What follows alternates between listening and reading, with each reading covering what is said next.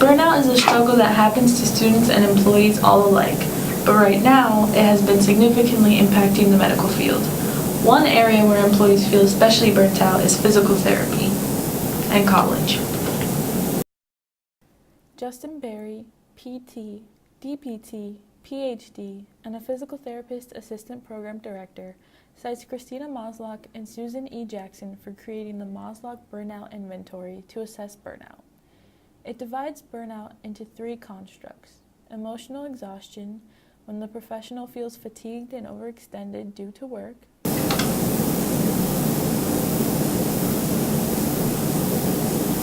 What's wrong? You seem kind of glum today. I'm just tired. Next one. depersonalization, when the professional feels indifferent and distant from patients; Name, Jose,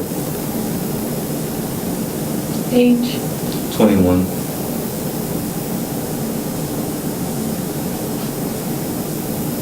where does it hurt? My back, lower back.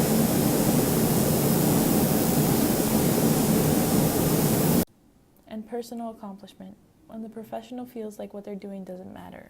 I'm not sure. Even after 3 weeks of therapy, my back still feels like it hurts a lot. Have you been doing the exercises I told you? Yeah, and still. I don't really know where to go from here, sir. This model relates to self-determination theory and its own 3 basic components: competence, autonomy, and relatedness. To address and fix these issues, a possible solution would be incorporating both virtual reality and simulations into therapy treatments.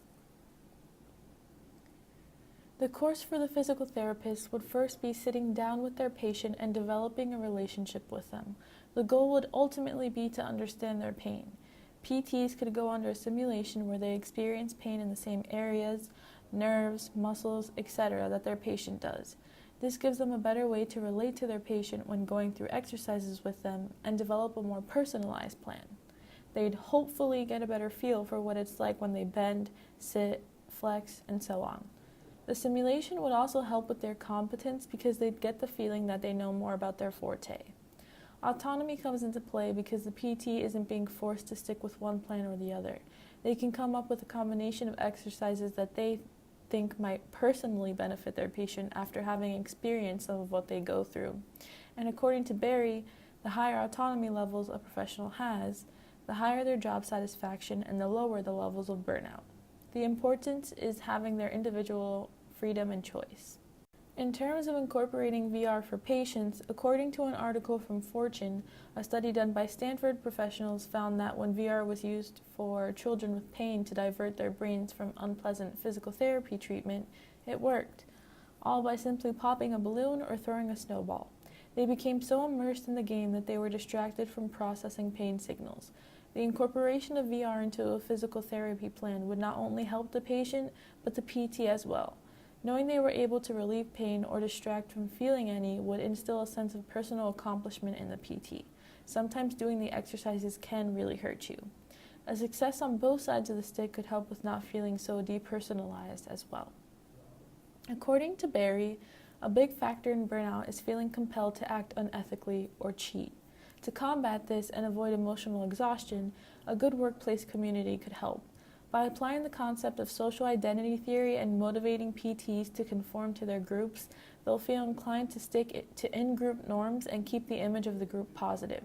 There could even be friendly competition aspects with rankings in the different groups. In terms of electronic work and keeping up with records, which might be the hard part, PT patient portals could be set up like a game and introduce gamification into the field, which deals with incorporating game elements into a system.